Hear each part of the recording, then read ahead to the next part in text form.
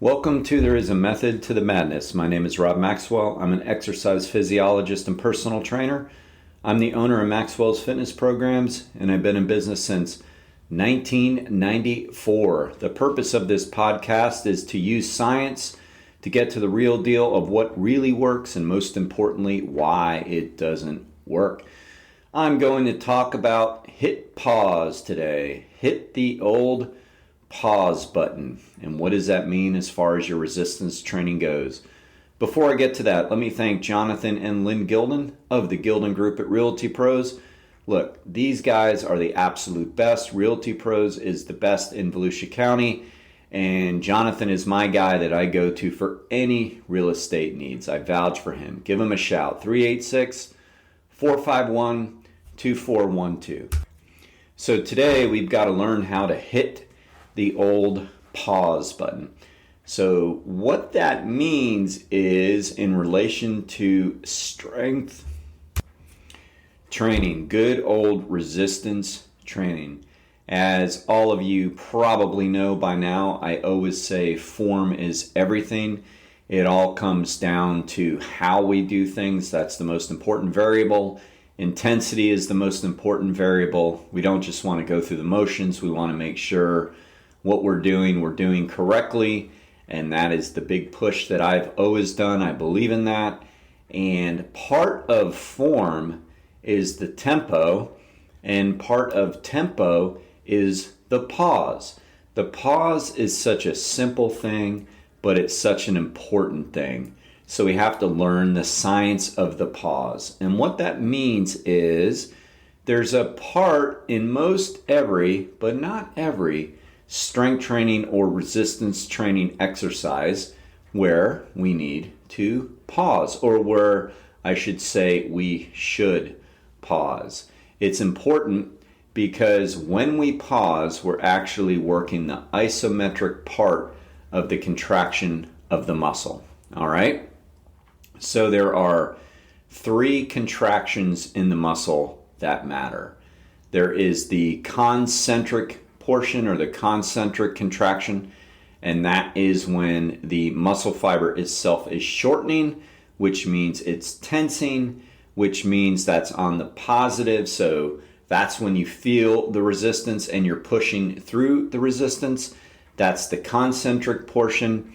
And then there is the eccentric portion, and that's when the muscle fiber actually lengthens, what a lot of us call the negative, or when we are taking tension off of the exercise. But often forgotten is the isometric contraction, and that's where we pause. And the pause is a beautiful thing because, number one, that's a part of strength all by itself. Like, you have to be able to hold tension. That's a part of strength. It's holding the tension. The other thing that makes this very important is it gives you the ability to stop momentum. We don't want to use momentum during any part of our resistance training. I mean, that's just silly. If we're using momentum, we're not really using the right muscles to move the load, which means you're not even close to using the right muscle fibers to use the load. All right, so like an extreme example would be you're standing up doing dumbbell curls, and you are flexing the elbows like you're supposed to for dumbbell curls or any form of a curl, but you're also kind of throwing your hips back and then hips forward on the concentric portion of it. So on the way up, you're throwing your hips forward. So momentum has taken it probably 50% of the way. Well, you're really not training your biceps effectively when you do that. People will tend to do that when they're using too much weight, or when they're using heavy weight and they want to say that they do a certain amount of weight for their bicep curls, or add in any example you want to. And of course, if you use momentum, you're going to be able to swing more load up there. But really, that's just a massive ego proposition because you're not really lifting the weight slow and controlled. So we want to always try to eliminate momentum as much as possible because we want to keep tension on the muscles. And by the way, it's momentum and speed that are the primary reasons why people can get hurt in the gym. It's not the load. When people say, I'm afraid to get hurt, I don't want to go heavy, it's typically not the load that does it, because the reality is if it's real heavy, you're not going to move it anyway, so you can't get hurt. And next, if it's real heavy or heavy, but you can move it, you're moving it really slow. So unless you get trapped, meaning you don't have a spotter, which is stupid, I would hope you wouldn't do that anyway, you really can't get hurt. But where we can get hurt is from speed and momentum. If we fling the weights around, most likely we can pull a muscle. And it's like everything we do. If we pull a hamstring, it's because we sprinted out of the box really quick and we pulled it. So typically injuries come from speed, not from load.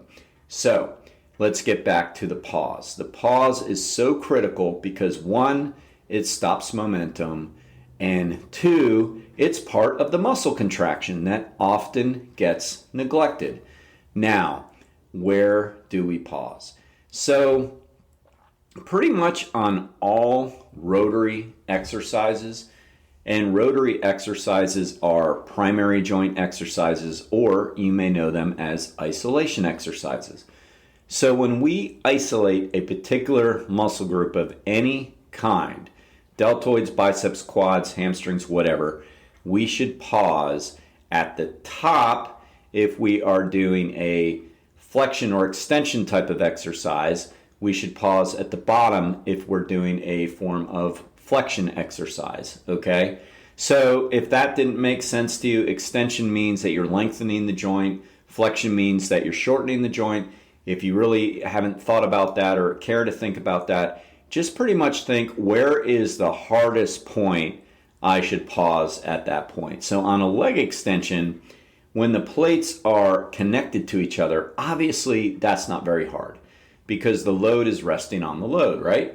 But when you extend all the way to the top and the only thing holding that weight stack up is your quads, that's when you pause, okay? So on primary or isolation exercises, pause at the hardest part, and always pause. Even dumbbell flies, there should be a pause with them. On machines, there should be a pause. Like should, meaning you want to get the most out of it, right? It's not that the exercise is deemed ineffective if you don't pause. It's just that it is more efficient and effective if you do. And personally, I believe in efficiency and effectiveness, right? So we do a lot of 30-minute strength sessions here. If I want the person to get the absolute best out of that 30 minutes, I'm going to make sure that we're doing techniques that are going to make sure that they get the best out of that. So pausing is one of the ways to do that, all right? Why don't people pause? Because then they have to use lighter weights. And people don't like to use lighter weights. They get their egos involved. Now, let's take hammer curls. I just picked that because, I don't know, it's the example that came to mind. I could probably do 8 fairly clean reps with 50-pound dumbbells on a hammer curl if I don't pause. But they're still clean. Like, a lot of people would look at that and go, oh, that's pretty good form. And it probably is in many areas. But if I'm not pausing, again, I can use 50 pounds. Now, if I'm going to pause, I'm probably down in the 25 to 30 pound range for the same repetition. Still fairly heavy loads, but at the same time 20 pounds less than the other. But the reality is I'm getting more out of the lighter weight, so if my fragile little ego can handle it, which it can, because I would rather get results, then I'm going to use the slightly lighter weight and pause, all right? Final part of the pause, what about on compound movements? What about on multi-joint movements? So those are the movements that are done with more than one muscle group. Take, for example, a squat. That's a multi-joint exercise. Well, on the squat, you don't pause at the top. You actually pause and squeeze at the bottom because that is where the most tension resides. And just like the curl example I gave you, huge difference if you don't pause. Again, do you have to? No, it can still be pretty clean form without it, and there are days and reasons we don't. For example, if somebody is doing a fast set of air squats to work on, say, some cardio conditioning, or endurance, then you don't necessarily pause. But if you are training that squat exercise for strength, then you're going to want to pause. So essentially, on exercises that are requiring, like where you would normally lock out, like a squat, like a chest press, things like that, you actually pause at the bottom. Now, in exercises that are pulls, like lat pull downs, other compound exercises, but they're pulls, you actually pause at the point of full flexion, okay? Here's the easy reminder. Pause where it is hard, all right? Can't undervalue the effectiveness of the pause, and I want you to hit pause today and do it. Speaking of hitting pause, you never need to do that with your garage doors if you have hired Overhead Door of Daytona Beach, because their doors always work. You don't have to pause. They have the best customer service. They have the best doors. So please give them a shout at overheaddordaytona.com. Please hit download. Please share this with your friends. And until next time, be Max Fit and be Maxwell.